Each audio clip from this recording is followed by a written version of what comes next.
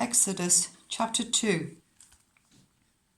Now a man of the house of Levi married a Levite woman, and she became pregnant and gave birth to a son. When she saw that he was a fine child, she hid him for 3 months.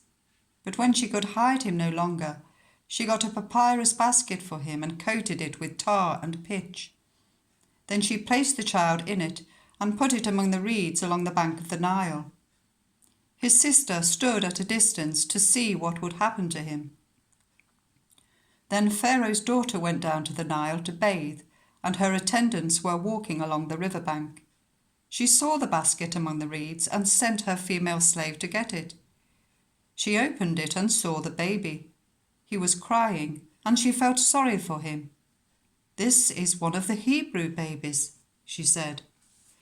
Then his sister asked Pharaoh's daughter, "Shall I go and get one of the Hebrew women to nurse the baby for you?"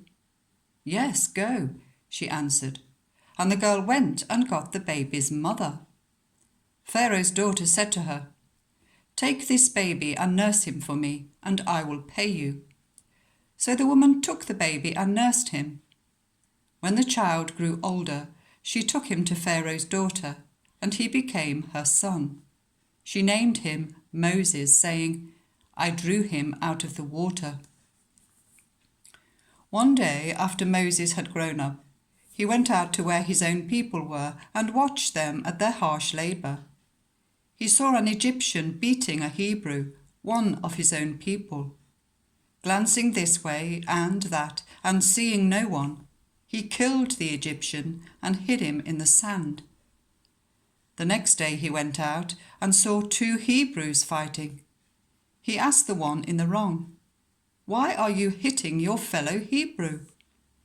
The man said, "Who made you ruler and judge over us? Are you thinking of killing me as you killed the Egyptian?" Then Moses was afraid and thought, "What I did must have become known." When Pharaoh heard of this, he tried to kill Moses, but Moses fled from Pharaoh and went to live in Midian, where he sat down by a well.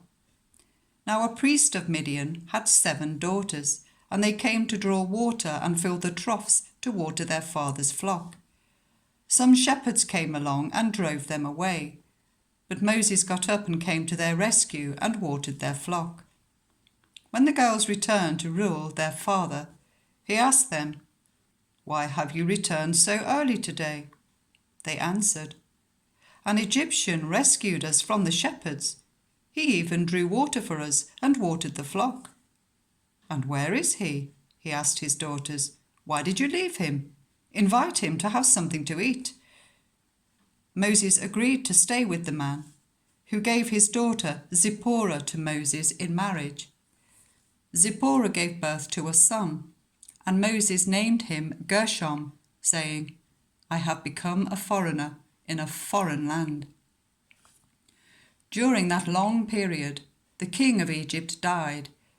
The Israelites groaned in their slavery and cried out, and their cry for help because of their slavery went up to God. God heard their groaning, and he remembered his covenant with Abraham, with Isaac, and with Jacob. So God looked on the Israelites and was concerned about them.